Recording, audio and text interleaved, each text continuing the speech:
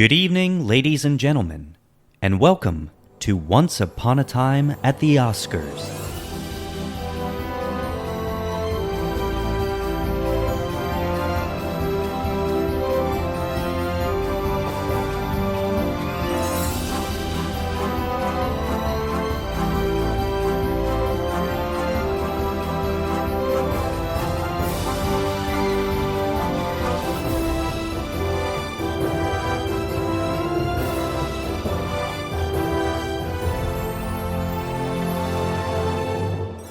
Hello, everyone, and welcome to Once Upon a Time at the Oscars, the show that takes you through every Best Picture nominee from 1927 to today. I'm your host, Kyle. And I'm Ryan, and we crushed it. It was so good. I got chills. It feels so good. I don't want to start off on a bad note, but I do want to make sure that we go ahead and get this right out of the gate. Kyle, where were you the night of 1929? I was at the theater seeing the hit film Alibi, starring Chester Morris, Harry Stubbs, Mae Bush, and Eleanor Griffith. Does the person that you're with have the perfect excuse and proof of 2 ticket stubs to that showing? I went alone, so I feel like I'm in danger. Not a good look. Nobody wanted to go see this movie with me. It's not my fault, man. Well, you know what? This is why you always need an alibi. You're right. And I'll have one for next time. We have one today. We do. We had to watch this movie because it's the movie we're talking about. This is our fourth. Our fourth. We'll get there. Yeah. Our fourth nominee that we've talked about for this year's Academy Awards for the 1930 Academy Award ceremony. So, Alibi. Yeah. Alibi was an interesting one. You know, we've had The Patriot that we couldn't watch, famously. Talked about Lost Media. We had In Old Arizona, our Western that was truly set outdoors and filmed outdoors. Yeehaw. Incredible. Yeehaw indeed. And then we had our musical, our first talking musical in the Broadway melody that we talked about. We'll do one and only one this time. Says you. It says me. And now we have The Racket 2. Yeah. I mean, we've got a gangster movie for sure. Yeah. Although, as I say that, I almost want to call it a crime movie instead. I don't know if there's a huge distinction, but it didn't feel like your typical, Muggsy, as we said earlier with The Racket, that type of gangster movie. Well, it was missing the Nick Scarcy of it all, right? From The Racket, sure. That was a movie that was really hinging on the performance of that Nick Scarcy character, and this is more just crime in general. There's not really one, figurehead of the crime that's happening. It's more just a criminal in place of it. Yeah, and that criminal being the closest thing to the head, at least who you're following, doesn't have anywhere near the same charisma that Louis Wolheim presented in Nick Scarcy. Correct. But we're kind of getting right into the nitty-gritty with this one. Well, let's go back a little bit. Let's talk about the movie itself. So, Alibi had a couple names that it was known by, right? The Perfect Alibi or Nightstick, but most commonly it's known as Alibi. It was directed by Roland West, 1929. It is, to your earlier point, a crime film, and it was starring Chester Morris and Mae Bush. Mae Bush being a huge silent film star. Really? Yes. I have not seen her in anything, but she was a big name. So was this one of the first examples of someone coming and transitioning from silent film to talkie specifically? Like a well-known actor of the time? It might be as far as a silent star name that would bring in the crowds. Yes. Could very well be. Interesting. Yeah. That being said, she's not really a highlight in this movie. She's not. A name you didn't bring up, I didn't bring up either in our little gag at the beginning, is Regis Toomey. The only reason I had silence is I was going to make a joke about Regis Toomey. Oh, okay. But yeah, that's fine. Go ahead. We locked eyes, like we were both waiting for the other one. So there's a couple of people, right? Like the main cast here being Chester Morris, Eleanor Griffith is a very big part of it, Regis Toomey, to your point, and Mae Bush. And Harry Stubbs. Yes. Great name. I like it. Yeah. But very descriptive. Yeah. All of these names, I mean, the big names on the poster and everything are going to be Chester Morris as your lead villain gangster and Mae Bush. That being said, Regis Toomey really is kind of the highlight of this movie, I think. Whether you like his performance or not, he's putting on the biggest spectacle. And let's get into the characters. So in our cast, we have Chester Morris, who does play Chick Williams, the titular criminal that you mentioned earlier. Eleanor Griffith is his love interest. She's very much head over heels when we first meet her, and she's very excited to marry him, much to the displeasure of her father, the police sergeant Pete Manning, played by Pernell Pratt. Mae Bush is in it as well as Daisy Thomas, and you mentioned Regis Toomey, who does play Danny McGann, but also Billy Morgan. There's a reason for that name difference there that we'll get into in a little bit here. So the main play characters that we need to know about is Chick Williams. We see his relationship with Joan, and we see that much to the displeasure of her father, who is very much adamant at proving that this is a bad idea, right? Police sergeant. He knows that Chick, very beginning of the movie, Chick is coming out of prison. And like, this is like, hey, he's different. He's fine now. Don't worry about it. And the police sergeant, her father, is just like, this is just not going to happen. But guess what? It happens. And movie begins. And that's the movie from there. The central plot of this movie is that there is a murder that happens of a police officer, right? There's a robbery that's happening of seemingly fur coats. Yes. Right. Yeah. So fur coats are being stolen. A police officer stops it. There's a scene that I actually really like that isn't like, I don't think they invented this. I think this is just what they did back then. Everyone had like the billy clubs and they would start banging it on the loudest thing they could find and using that as like essentially a police siren to notify other police officers that something was happening. So I kind of liked that scene a lot of how he started notifying people and he had them cornered. But then you see a hand come out and shoot the police officer.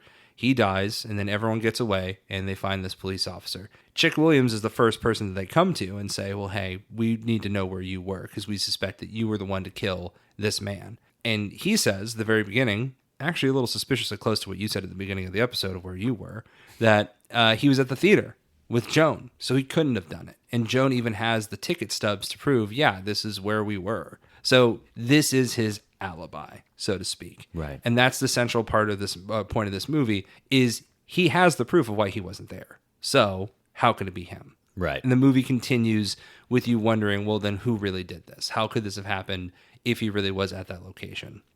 So before we get any further, I want to point out something that happens in the very beginning of the movie. There's an opening sequence. And I remember I texted you this. And I can't remember the exact phrase that I said, but there is something about how haunting the opening sequence is. Right, yeah. And not just one shot, but, we're in the prison, and after the title card shows up, there's a guard who's standing outside of these prison cells, and he, I think, blows a whistle, and then these doors open, and all you see is the doors. And then the doors, almost not even close, retract. And as they retract, it shows all of the prisoners standing there. And it just feels very, scary and haunting and dark. And then, once all the prisoners are walking, one of the guards pulls Chick aside and tells him to go to the mail room to pick something up. So then we cut to Chick in the mail room, and it's this extremely wide shot, right? It's a large room, almost like a warehouse that's just for the mail room. And it's Chick talking to someone else. You can barely hear what he's actually saying. And they're exchanging, a package. There's a change of clothes and a card and everything. And that opening sequence of that hallway and then that large room, I remember telling you, this is horror movie stuff. It's very disarming is how it feels. And there's no music to accompany it that makes it feel kind of hey, this is a little brighter than you think it is right now. And we're playing this a little more mysterious and mischievously. Yeah. No, it's just kind of just haunting. It's just that image. You hear the clacking, you hear people moving.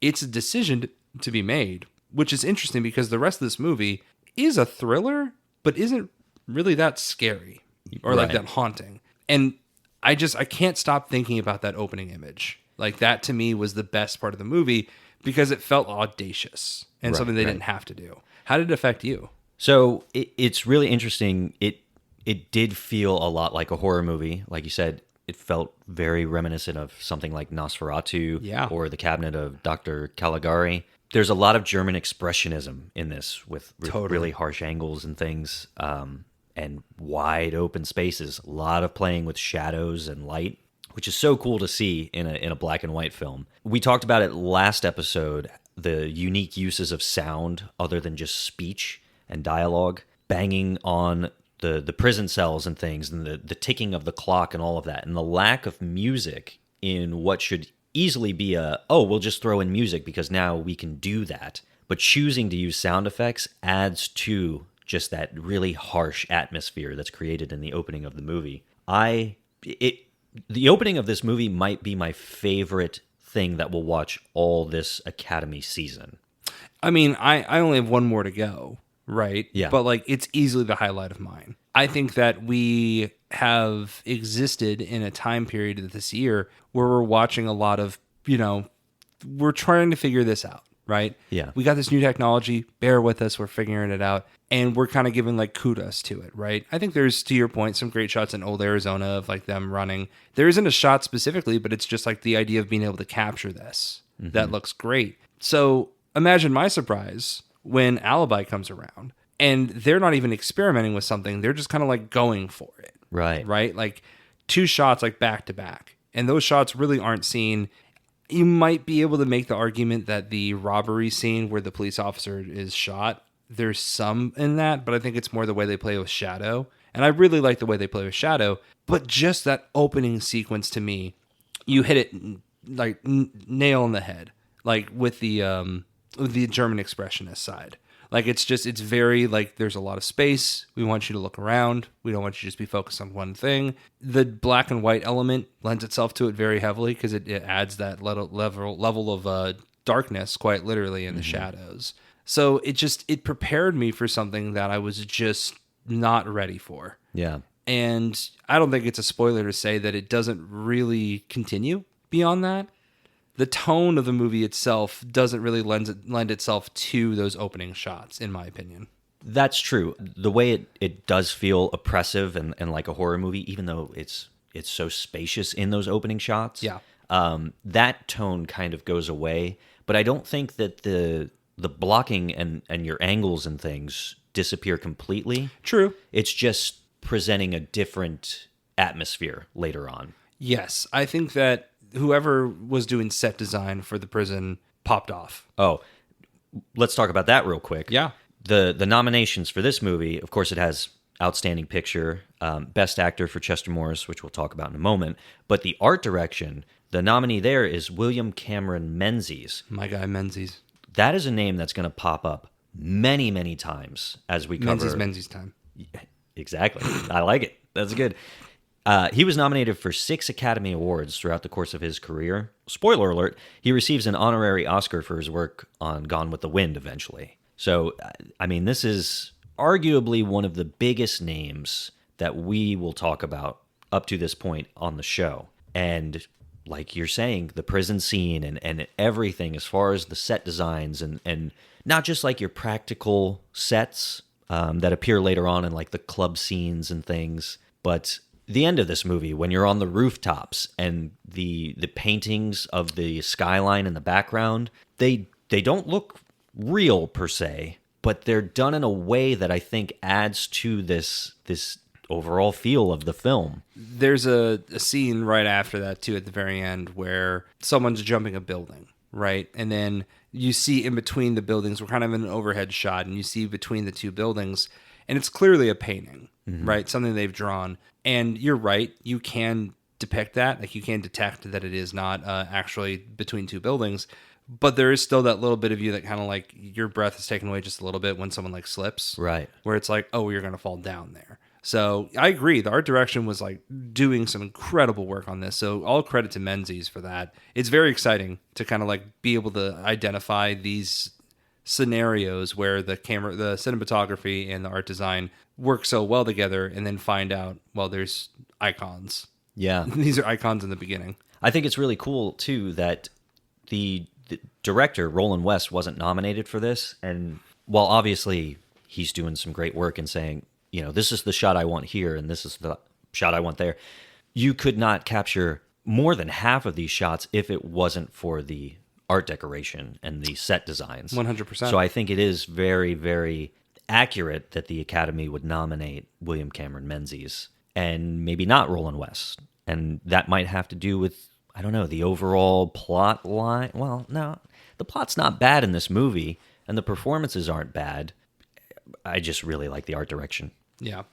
There's a lot of good in it, right? I think that it set me up for the word that I'm looking for, false expectations of what to expect from the rest of the movie when that's the opening. Yeah. Right? So what continues is the story that we mentioned. We'll pick back up with Chick being accused of this crime and him having the alibi of why he couldn't be there. What's done shortly after is they want to make sure they have an informant in on Chick's side, so they bring in a specific officer of theirs that's going to be Danny McGann. I believe Danny McGann is actually his name to Chick, and Billy Morgan is his name to the police department. Police. Because we hear Danny McGann way more than we hear Billy Morgan. Yeah. Yeah. So Danny is actually a pretty great bit of casting, because Regis Toomey plays Danny as this alcoholic. Like, Yes. just this, he's just kind of there. He just happens to be here. In the very beginning, he has a moment with Joan where he tries to like talk to her about a magic trick. And the magic trick is that he just happens to get her address. And now he knows where she resides. Right. Which, you're arrested. Like in 2025, if you try that, you're under arrest. Right. Insane thing that happened. And the police sergeant, that was one of my favorite scenes.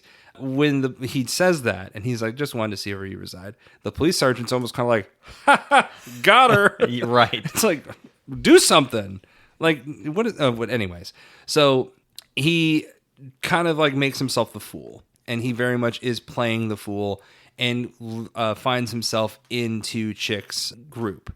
And maybe Chick feels bad for him, we don't fully know, but like he just lets him in there because he's so unassuming. Yeah. And that's the perfect bit of like casting for me, or at least the best role that I saw, was the duality that Regis got to play as Danny. And the other character's name I already forgot. Morgan? Billy something. So Billy and Danny. God, I already can't. I got one name at a time, and that's it. So Billy and Danny, and the duality of those two characters, I thought was really, really well done. Yes. And I loved that. In a movie that otherwise was kind of filled with the, even if it's not technically a gangster movie, the mob mentality of like, listen here, see, like that Yes. caricature of it. Yep. Danny was a nice bit of like a bright spot of, hey, there are plenty of alcoholics in this, but I know what you're doing, and I see what you're doing. I thought he played that really well. It's such a unique performance that not just like that character and like playing a drunk we haven't seen before, but a really the duality of it. The duality, yeah, complex performance is what I'm thinking, because the only other kind of drunk performance we've had was in Wings. That turned into a whole Bubbles thing. Yeah. Which is played for laughs and very funny. And because this is a talking picture, you go from a silent film portraying a drunk kind of as stumbling every once in a while and probably like hiccuping in an intertitle card. And there's none of that with Regis Toomey's performance. He is slurring his words in a way that's, you almost get like a little annoyed because you're like, man, he is hamming it up. Yeah. But I think he's so smarmy and slimy as this drunk gangster that when he does shift back into Billy, it catches you off guard and you're like, oh wow, that's fantastic the way he's doing both. Yeah. It's great too, because I think you kind of have to have that little bit of sliminess, because Chick isn't the like dumb criminal. Yes. Right? So he wants to make sure that whoever he's bringing in isn't just some like, liability, but he is actually kind of like a sleazy guy. So when Danny plays himself as like, yeah, I'm drunk and I don't know any better, but also I'm kind of a little bit sleazy here with how I got phone numbers and stuff. Yeah. That makes Chick feel like he can trust him a little bit more. So all of that is done very well. I gotta say that's probably where the most of my praise ends of the movie. Okay. To me, it feels like it goes on a little long. Mm-hmm. The relationship between Joan and Chick feels very depending on the scene. Like Chick's not advances, but like feelings towards Joan really does depend on the scene itself. This is also an example where in the same year where I feel like Broadway Melody did a pretty great job of having, a microphone that was going to be pretty central to where everyone could be in one room and speak and hear pretty well. There's a number of occasions where people are standing like just off center of where the microphone should be, and you really can't hear them, Right, yeah. And thank God for closed captionings. But in this case, that wasn't really a thing back then. And when YouTube is trying to put closed captionings on it now, it can only use captionings based on what it hears. And it doesn't hear that well because it's not captured that well on microphone. Yeah. To a point where it's almost like there's points that aren't even on microphone where people are speaking. So it's difficult because this is a movie where you need to know everyone and what they're saying. And it's lost. So I didn't have a great experience with the rest of it, which was a shame because it looked incredible. Yes. And to your point, when they're inside buildings, they're finding the best angles of those. But it's really when the art direction is allowed to go off, the set direction is allowed to really go and explore and have these scenarios like these outdoor robberies at night or these prisons with like, I still don't understand why the mailroom is that big, but a mailroom that's the size of a Costco. Like that is when the movie really excelled to me. But I will say that there is a scene later on towards the end where the confrontation between Danny and Chick that I thought was pretty harrowing and thrilling. That really got me back into it. So overall, we'll get more into the movie, but overall, how did you feel about your return visit to Alibi? It's so funny. I mentioned Broadway Melody and how I liked it so much less on a rewatch this time. I felt the exact opposite on my rewatch of Alibi. It's gorgeous. It's the best looking movie that we've watched, maybe up to this point. That's in true. The show. Roland West is doing stuff, and again, credit to William Cameron Menzies. They're just getting creative behind the camera, and it's so effective, and I love all of that. And I think that the story itself is engaging enough. Again, it is hard to tell what's going on at times, so I can't discredit that complaint. But I had a lot of fun watching this. Yeah, I don't know. It kept me engaged in a way that I don't think it did the first time. So overall, I'm a fan of Alibi. I think I am too. Yeah. I mean, we talked about this on the last episode, but for me, it's less so is this movie trying to insult my intelligence and more did I have a good time? Right. Right? Yeah. So I'm not going to rate it like, hey, I thought it was kind of boring. There's 1 star. Like, I'm going to give it its credit where it's due, for sure. But this one specifically just did not sit with me as well as the others have. Yeah. Despite me liking some aspects of it better than the other movies. It felt like it didn't fully handle the Chick and Joan of it all a little bit. I would have wanted to see a little bit more of them proper to feel like that's actually a thing. Because the way we're introduced to them is like Chick is out of prison and Joan is just like, yeah, that's my guy. I'm like, well, hold on. Like, how did he become your guy? Like, why is he your guy? Show me, like, you guys out on the town. Like, something that establishes you two so I can fall back on this and not just the whole daddy doesn't want me to, like, be with you thing. Yeah. It's really interesting, too, because at any point were you under the impression that, oh, Chick is actually a good guy, maybe he was wrongfully in prison kind of thing, or right from the get-go, was your impression of Chick that he is a bad guy? It was kind of half and half in the sense that my impression from the get-go with that opening scene and the guard pulling him in and then him going to that large room and putting on a suit and everything, I was like, okay, well, he was in prison. Like, I need to know a little bit more about why he was in prison before I start doing this. But then the movie wants you to think that he's okay. Yes. The movie wants you to think that he is capable of change and things can get better. But I never was fully convinced of that. Because I was always remembering, maybe because that shot was so like captivating and haunting, that I'm not like, if it was shot differently and we're like more close-ups on him looking like mournful and like, remorseful that he was in this situation, maybe we'd be able to piece together like, okay, well, he didn't want to be here, like he's a good guy. But because that shot specifically of him picking up his belongings was so haunting, you're uneasy. So then anything involving that actor who was in that scene makes you feel uneasy. So for the whole time, I was just like, oh, no, there's something up with you, dog. And I think that's almost perfect. That's what the movie is kind of pushing you to feel. Because while he does seem like a nice guy when you're first introduced to him and Joan, he does have this complete character shift, almost on the same level, at least from a character standpoint, as Regis Toomey's character, just not as showboaty in a way. Yeah. Let's talk about Chester Morris in general. Yeah. Because he was nominated for Best Actor in this movie. And do you personally feel like his performance was deserving of that nomination? I thought he was capital F fine. Yes. Not bad, but he was certainly there. Yeah. He goes on in his career to kind of live in this gangster role. And I think he plays it well. And this might be me looking back from 2025 and all of that. It's such a stereotypical character. You get into that, oh, well, we've seen it before, we've seen it better kind of thing. So while he does a good job, having Regis Toomey's performance in this, it's hard to sing praises for Chester. He's a good gangster. He's just not my favorite gangster. Yeah. I mean, I think that he is extremely handsome. And I think he plays that part very well. Mm-hmm. That's why you can't really blame Joan too much when she's like, no, that's my guy. It's like, yeah, I get it. Yeah. A dude named Chick, though, to me, that's like Cars. I think of I forget the Cars character's name is Chick, but I'm just going to always think of that character. Yeah. And I just don't really think of that as like an attractive character to me. So hearing his name is Chick, I was just like, that's... Because this is like seemingly set around Chicago, right? Yeah. So like this Chick to me sounds like a very Southern name. So I have questions for Chick, the character. Now, why don't you have a problem with Chico? I think I did have a problem with Chico. Oh, did you?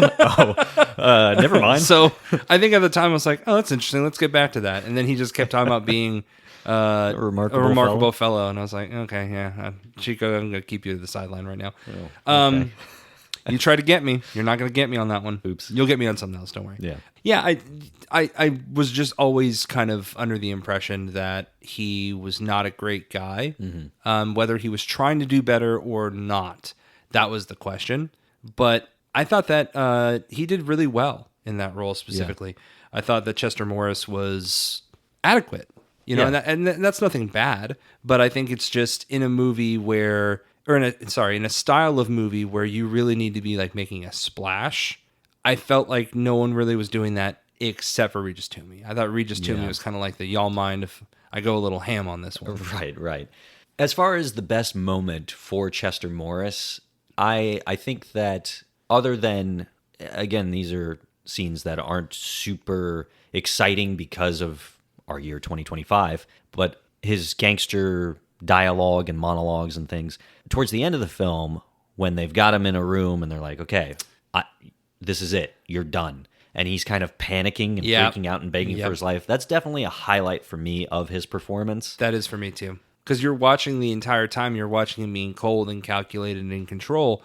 So one of my favorite reveals is that when you find someone, this is the difference of Nick Scarsy, right? Like Nick Scarsy in The Racket, when he was not in control, he was just kind of like, all right, you know what? I guess I'll just get out of here. Mm-hmm. And like makes a plan to get out of there. But this time, when Chick is cornered and told, well, hey, you have nowhere left to go, you start seeing like an actual like weasel. Yes. Like he starts like weaseling around like, well, how can I get out of here? And what can I do? And can I use her to my advantage? And like, can I like get other people hurt in order to do this?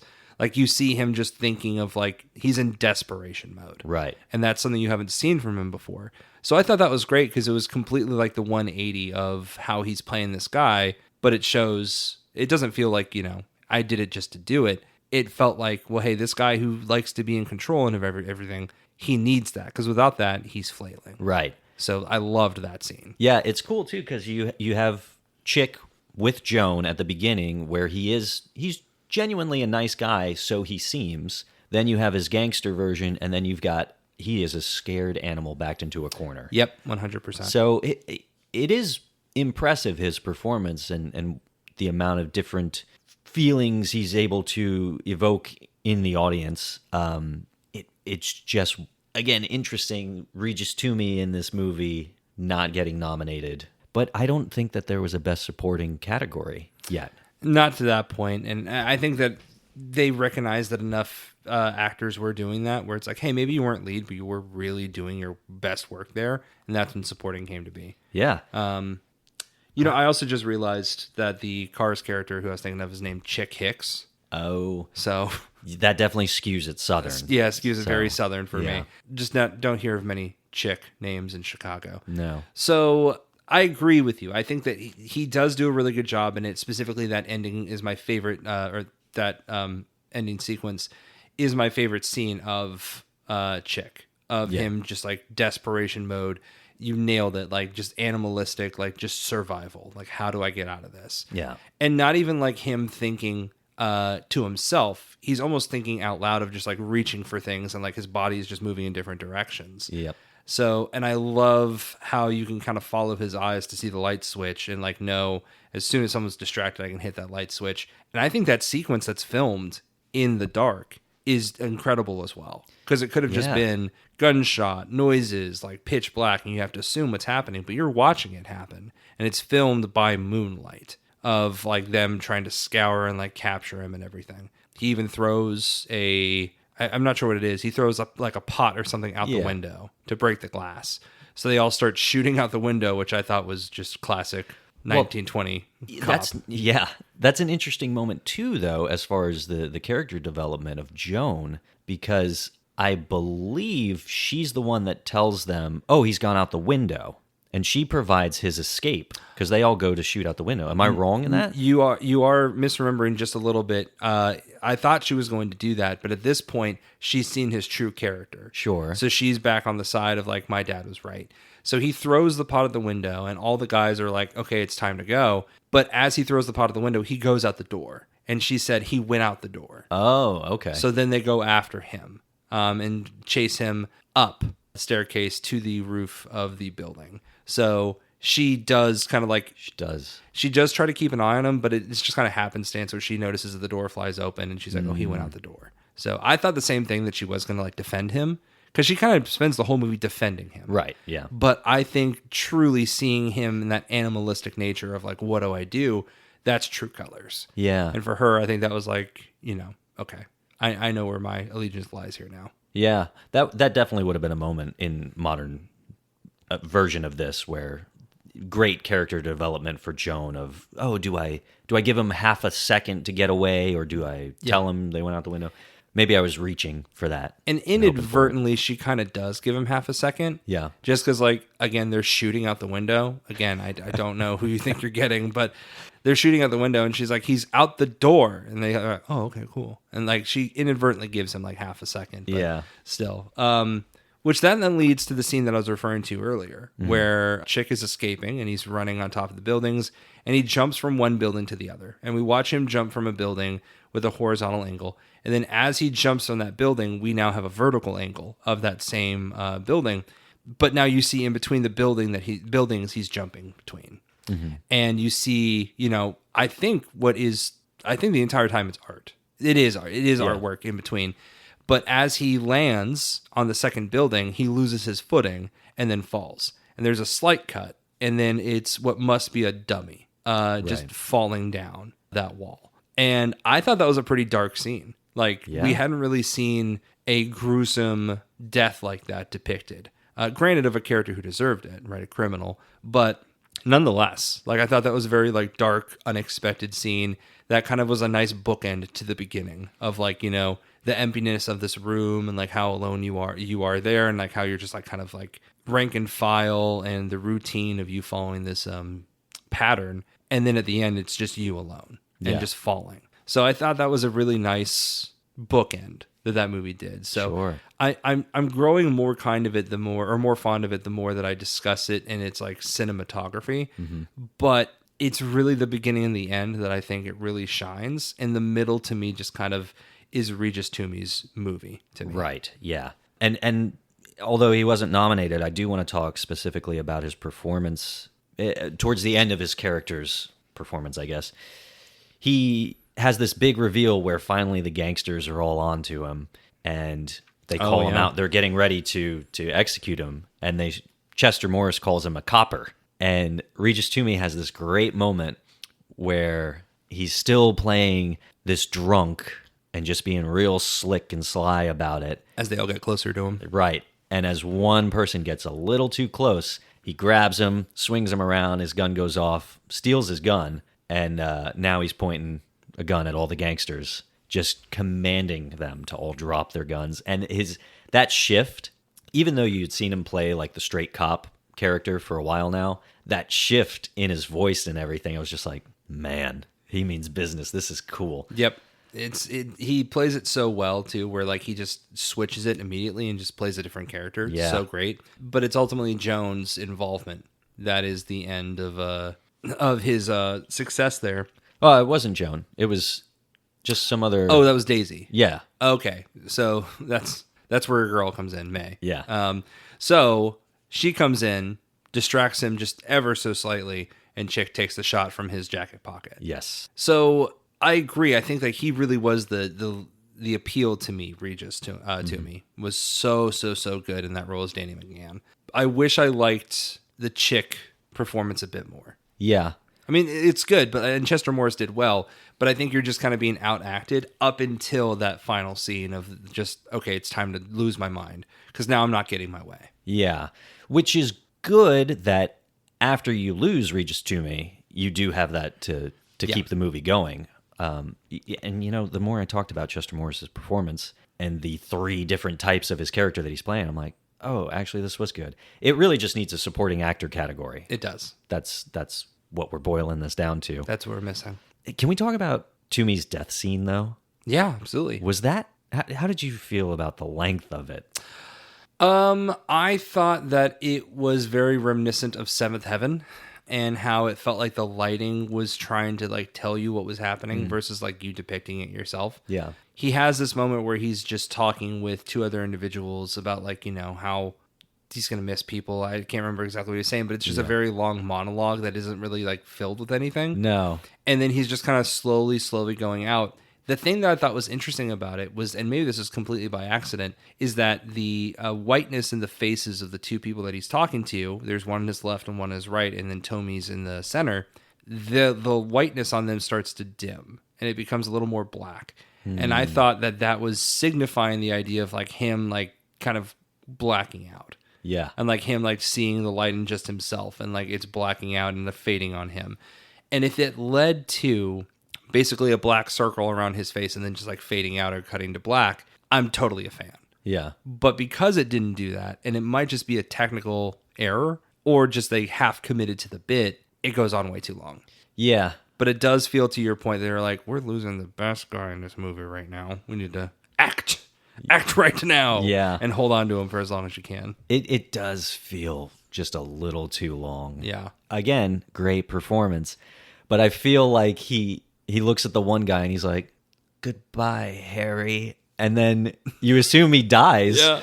And 20 seconds later, he looks to his right and he's like, goodbye, Jake. It's almost the exact opposite of The Wizard of Oz. Yeah. When she's like, and you were there, and you.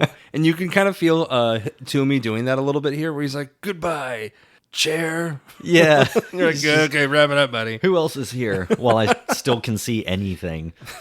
It's really funny. I found this interesting piece of trivia about Regis Toomey. He, for a long time, held the record for the longest on-screen kiss. Really? So I think that was just his goal. He was like, look, I'm a supporting character. I don't really play the leads. So when I get my opportunity, I am milking it for all it's worth. My death scene is going to be great. It was so long. This kiss was something like 3 minutes and 8 seconds. He might beat it with his death scene. It's a long time to be smooching and dying. It's not very elaborate. That's a great album name, by the way. Smooching and dying. Watch out. So for me, I think it goes on very too long. Yeah. That's obvious. Didn't really understand why. I think I was looking for the cinematography and art direction to come back. Yeah. So when I saw the fading of their faces, I was like, oh, they're doing, is that what we're doing? And we're like, nah, just the camera's acting up. Sorry, man. And I think it's them trying to pull in a lot of sympathy for this character and Definitely. make you feel really connected to him. And while he has been fun to watch, just the overall, I don't know, writing of movies from this era, I think you're limited to how much you can really connect to any particular character, unless you're really, really doing wonders, in the script. So they're pulling for it, and they're like, Toomey's good enough to pull off the acting. Let's just go for it. For me, too long. Too long. Not just for you. It's too long in general. I mean, so let's talk a little bit about something that we talked about with The Racket, and that was how this movie was received, right? So it was received pretty well. Like you mentioned, the nominations came forth. Reviews were very positive for it. The best gangster film, even by today's standards, fun to watch. So the censorship, though, is that this faced a very similar situation that The Racket did, where it was actually flagged by the Chicago Board of Censors, and they banned it, specifically citing its immorality, depravity, the criminal nature of it. Mm-hmm. And there was appeals to have that, removed to where it wasn't a censor that could stop people from seeing it. And it wasn't until ultimately a judge by the name of Harry Fisher actually watched the movie. Crazy idea. Let's just watch the movie and see if this actually holds weight. Right. And Judge Harry Fisher did exactly that. And they determined that, censorship is a form of tyranny at its best, is what he said, and abhorrent to the ideals of American people. And then an injunction was issued to remove that so then everyone could see this movie. Yeah.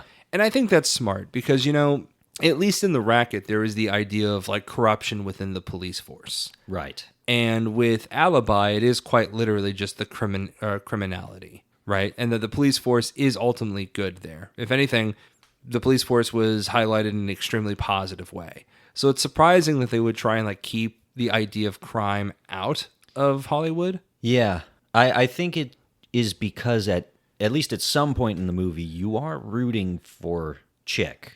Until you see his true colors, right. That is. So it does kind of... well, I'd say you're rooting for Chick when you think he could be innocent. Right, yeah. Right? Yeah. So you're not like rooting for the criminal. You're rooting for like the innocent man. And then when he reveals to you that he is the criminal, it's very obvious, okay, well, I actually don't care for that guy anymore. So it seems like the movie's morals are in the right place. Sure. Which is why it kind of feels like the Chicago board was just like, you know what? We were here last year. We saw what happened. Yeah. Let's not do it again. Because it was Chicago, right? Yes. That had the issue with the racket. Correct. So that might just be their thing. Chicago, yeah. At the time, yeah, they were like, they wouldn't have liked like Mortal Kombat, probably. They probably had an issue with that. Mm-hmm. Imagine, Boston can have some problems with that. That's okay. Boston has plenty of movies where things like that happen. Yes. The town especially. Yeah, I'd hate to see that. Right. Interesting that it's happening, and interesting that even in 1929, 1927 as well with the racket, that it was happening at that point in time where censorship was still very much a thing. Yeah. So interesting to see pre-code censorship. Yes. And then see what happens once code becomes code, so to speak. Yeah. And becomes a standard. If those censorships tend to stay, or how many more censorships we're going to see before the code is enacted. Have you ever looked at the commandments, if you will, the don'ts of the Hollywood Code? I haven't. So that's what's interesting to me. We talk about, the cops are shown in a good light, a positive light in this, and it's mostly just the criminals that are the problem. Why would they want to censor this?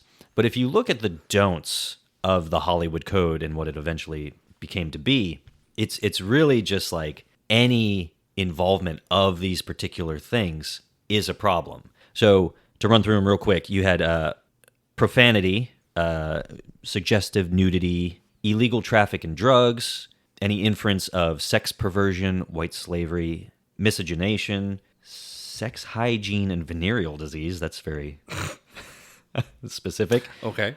Scenes of actual childbirth, sexualization of children, ridicule of the clergy, and willful offense to any nation, race, or creed. But you did have a lot of be carefuls, and some of that just involved like robbery, theft, criminal intent, and all of that. So you had like your hard, hey, you can't do any of this.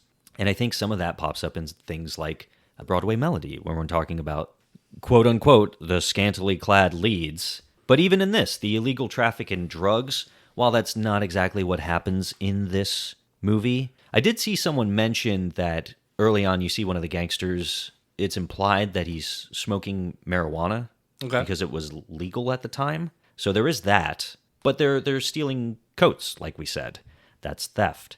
eventually you get to the Hollywood Code that doesn't allow any of that. Even if it's showing the bad guy doing it, you can't show it on screen. So those reasons kind of allow you to make sense of why is Chicago coming after this when they're making the good guys good and the bad guys bad. Feels like we need to be putting a little bit more focus and importance on other things at that time. Totally. That's just me. Do you know, have you seen the second, let's take a second to talk about the poster here. So we talked about the poster. I've actually, if you follow our Instagram, I did put the poster of Alibi on there for the announcement of our, schedule to come. Mm-hmm. And I'm sure on this episode we'll include probably this poster as well, if not a better one. Right. It looks like a mellow mushroom order.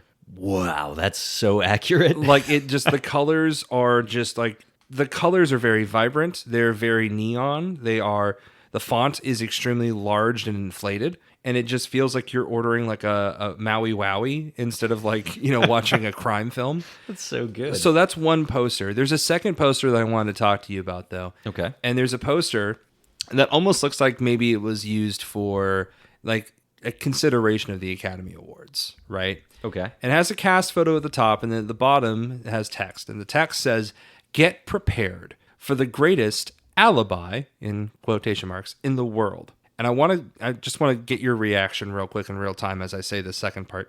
The perfect 100% talking, dancing, thrilling, gripping melodrama. Okay. And there's two words there that don't really stand out to me. And I'm interested if you caught on. I think you did, because I saw your face on one of them. Right. I'm assuming dancing. Dancing is another one. There is technically dancing. Sure. But it is not a musical. It's not that kind of dancing. Yep. It's very much like The Godfather. To be like, oh, I love the dancing in The Godfather. And it's just Everyone's like the wedding scene at the beginning. Like, they danced at a wedding. What are you talking about? Yeah. And very similar to that. Perfect might be another word that I'm, interesting. Yeah. But 100% talking, that is true. Thrilling, gripping, melodrama, I give it that. For sure. But dancing, I just read that. I was like, yeah, they're really pulling everything. I think out you're of trying to this get movie. everyone in here. Yeah. Instead of saying romance, you kind of got all of the parties. Yeah. So interesting way that it's being advertised, whether now, much after its release or at the time. Interesting posters. Look up the poster if you can. It's a fun watch. Yeah.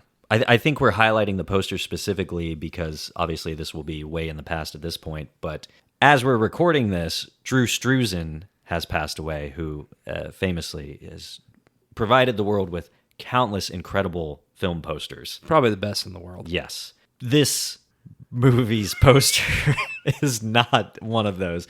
It really is kind of like an abomination, if we're being honest. It is. You mentioned it. Sorry. Chester Morris's face in the poster is rough. It literally looks like maybe someone was choking him at the time and they kept their hand in. Yeah. And it's just like his face is not that big. It's very strange. And it's almost indicative of like what Hitchcock tried to do with his posters later on. Sure. But this is pre-Hitchcock, so it's like not really like, I don't know what it's going for. And to your point, I think posters like this are exactly why there's artists like Drew Struzan that can come in and really look at a movie and say, okay, how can I capture this while also doing my own style? Right. I personally have two Struzans in my basement, and we're going to keep the Muppet talk going. I have Muppets Christmas Carol and Muppets Treasure Island. Okay, nice. I have those two in my basement, and I'd love to get more of his. I think his Blade Runner is phenomenal. Indiana Jones, Star Wars. I mean, obviously he's a big one, but he did do Star Wars, correct? I believe so. I think he did. It definitely looks like he did. Let me know if we got that wrong, folks. But the other ones I'm 100% sure of, and it's art style that it hasn't been replicated. Yeah. They've tried and they can't get close just because it is so uniquely him. So very cool and very appropriate that we take some time to dedicate, some space to him because he was a very, very big part, still is a very big part of movies. And Back to the Future is another one he's done. So just incredible work, and he's going to be missed for the work that he did. And all the more reason that we go out there and continue to try doing art, everyone. Oh, yeah. We need more Struzans in the world. Yes, we need excellent excellent movie posters to bring people to the theaters. Alibi actually kind of has like an AI look to it, if I'm being honest. Which is weird because it's all over like the promotion of this, like from what I've looked up. So if they are using that AI format behind it, that's just weird. It feels like whoever made that poster definitely did not watch the movie. Yeah. It's definitely not AI. Or know when it was set. It doesn't even Right. doesn't even look like it was set at the right time. Like they're like, yeah, this was like a 70s romp, right? Sure, I got you. And we're like, it came out in 1929. Surprise. Couple things. We're approaching the end of this episode, I think. Roland West, the director, there's a little bit of controversy I wanted to bring up with him. Oh, yeah. So he has long been considered a suspect in like this murder conspiracy of Thelma Todd. He was having an affair with Thelma Todd, and she was found dead in her car. Man, I want to say it was in his garage. Let me double check that. It was inside the garage of Jewel Carmen, Roland West's wife at the time. Yes. Okay, that's what it is. So I think that's the first big controversy of anybody that we've experienced through the show yet. He also had a yacht, and after he passed away, this yacht, like mysteriously, everybody on it vanished, and the yacht was just discovered like a floating out in the Bermuda ocean. Triangle type situation, or Sort of. It's apparently there's a documentary on it that I really want to check out because it's called the Joyita, and it sounds spooky. This has nothing to do with the movie at all, but well, it's interesting because like it looks like it was something that there was just accusations, maybe allegations, like assumptions, but no proof that came out that tied Roland specifically to this murder. And that wasn't enough to incarcerate him or, get him found guilty of it. But it was enough within Hollywood, obviously being in the public eye, to stop him from being more involved in projects in the future. yes. So still very interesting, scary thing to be involved in. Yeah, totally. And, obviously don't know if he was guilty or what kind of person he was, so take out the morality of the situation. It is a shame that it affected the career of someone that provided movies like this, really. A phrase we didn't throw out yet is film noir. Definitely. Very much an early example of film noir. A lot of trench coats. Yes, and just the shadows and everything. You don't have that like narration element of noir, but just the visuals are so striking. Well, I think some movies would sometimes have the audience be in on it, but then have the characters not be in on it. It's kind of interesting to see how much of Alibi keeps the audience at bay and wants you to believe what the characters are believing right now. So there's that element of noir in the narration or lack thereof as well. That's true. That's true. Beyond that, I mean, do you have anything else to say about Alibi? Check out the poster. Have a good laugh. Make sure you check out the YouTube playlist that Kyle is going to shout out here in a minute. So you can watch the YouTube clip, the YouTube posting of this movie, Alibi, and watch for the cinematography. If anything, watch for the cinematography of this, for the performances of Tommy and Morris. Thank you so much. They're doing great work on it. Yeah. I wish the movie was a bit more cohesive. And coherent. I think there's some technical difficulties that kept me from really enjoying it, but no, I would recommend. You think a restoration where the sound was updated would help aid your enjoyment in this movie? Yeah, we talked about this with like the AI element, like how much do we want to see these movies touched up, and I don't think I would want like an audio like accompaniment of like, hey, we actually had actors come in and say the lines they're supposed to say here. I think a closed captioning would be beneficial. Sure. So you keep the historical artifact of like, this is very much how it played back then, but also in order for you to like understand the movie, here's the closed captioning using the script. Yeah. I think that would be beneficial to me. Yeah. But I wouldn't want like a remake or like an AI or, even not AI, like an audio dub of it. No, nothing like that. I was more thinking of like cleaning up the audio itself. Oh, sure. So that you could hear it clearly. Totally. But really, all this movie needs is, like you said, closed captions. And That's it. You'd be fine. Otherwise, everything looks great. Yeah, I have a lot of praise for this movie, more than I expected. Yeah. You're going to love my rating. You want to do ratings or do you want to do the double feature? Let's do ratings and then double feature. Sure. So what did you rate this the first time and rate it the second time? Oh, man. Let me pull up my rating from the first time I watched it. I feel like it was low. I gave it 2 stars the first time I saw it. I'm going to go crazy with this. I'm going to give it 3.5 stars. You jumped up 3. I did. Well, the halves, but yeah. Yeah. It's so beautiful. Yeah. What was I thinking? It's the best looking movie I think we've watched, at least from like a creative standpoint. Best looking movie we've watched so far for the show. There's stuff going on here that outside of your Metropolis and your Nosferatu and things like that you weren't seeing really in the Academy showcase, but really in the States. You know, it's called German Expressionism for a reason.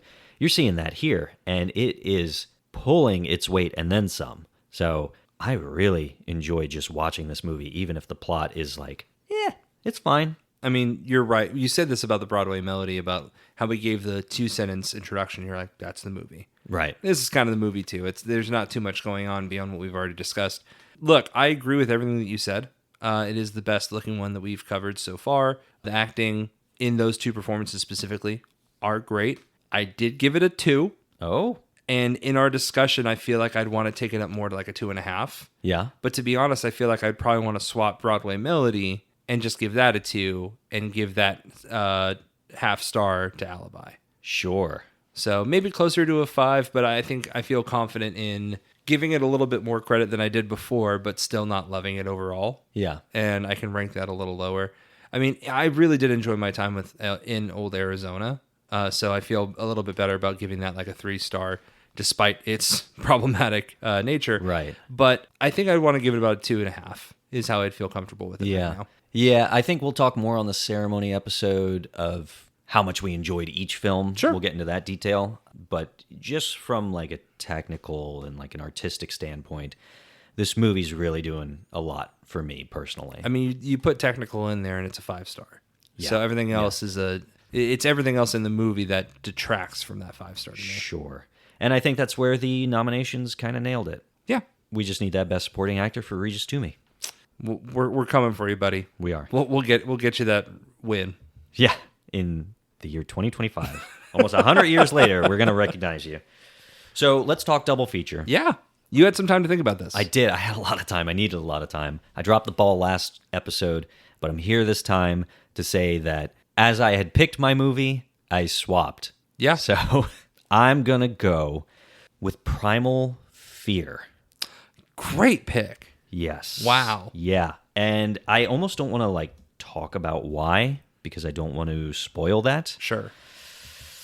But another classic scenario of like who's in the right, who's in the wrong. Yes. Yeah. Yeah. Yeah, that's it. I'm not going to go into any detail. That's Watch great. Primal Fear. That's a great pick. That's probably your most inspired pick so far. Thanks, man. So I'm going to swerve.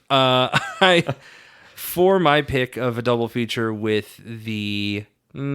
I do want to do that. For my pick for the double feature of Alibi, I'm choosing a movie that matches the dark tone of this movie when it decides to be dark. Not just in its cinematography, but in its tones, in its theming. Features really great performances, and it features an idea of, is this person really the person that I think I'm talking to? Can I fully trust this person, and do they want my best interests at heart? I'm going with David Fincher's Gone Girl. Oh, yeah. Quite a different experience than this, but the idea of cinematography is always very heavy on David Fincher's mind. Yes. The use of light, the use of shadows, the use of dark tones, the idea of whether or not Rosamund Pike's character really has the best interest of Ben Affleck or anyone other than herself at heart. And what has Ben Affleck done to register any kind of betrayal that she may or may not have done is an interesting thing that pairs well with this. Yes. I think it also shows the true element of who people are versus what they try to show us, which is something that obviously Chick's character does a lot in this. So interesting themes that match each other pretty well. Yeah, and I think Gone Girl is a good example of like diving into those themes and characters in a way that I think we both wish this movie did a little bit more. Absolutely. Yeah, it's pretty face value in Alibi. Yeah. Whereas Gone Girl really does deep dive into that. So, great call out. Awesome. I love both of those. We should have some kind of like tally on Letterboxd of like these movies and their like double feature counterparts. Yeah, we should. To keep track of the ones that we double feature them with. Yeah, we'll talk off mic on what would look best for that. Interesting. I think it'll be good. But yeah, that's all I've got for Alibi. That's all I have for Alibi. If you would like to write in and let us know your thoughts about Alibi or any of the other films that we cover on the podcast, shoot us an email at outaopodcast@gmail.com, and we'll read all of those on ceremony episodes. That's coming up here shortly. We've got one more film to talk about next episode. That's going to be the Hollywood Review of 1929. If you want to give us a follow on Patreon and you want to show support monetarily, financially, patreon.com/OUTAO podcast. That is correct. And editor's note, if anyone knows this or knows me very well and is listening to this podcast episode, and about an hour ago, with some change, maybe 45 minutes, you may have heard us talking about a character named Chick. And you may have heard Kyle then refer to the term wide open spaces. And if you're thinking, I'm really surprised that Ryan didn't make a joke about the chicks and wide open spaces, know that it's been sitting in the chamber. And I've been waiting on that for 45 minutes, and I did think about it, so you did not beat me to it. Perfect. There is that one person listening right now that's like, yes! Justification! Finally! And her name is Taylor, and I will see you at home. Perfect. Okay, that's going to do it for this episode. As always, I'm your host, Kyle. And I'm Ryan. And we'll See you at the movies.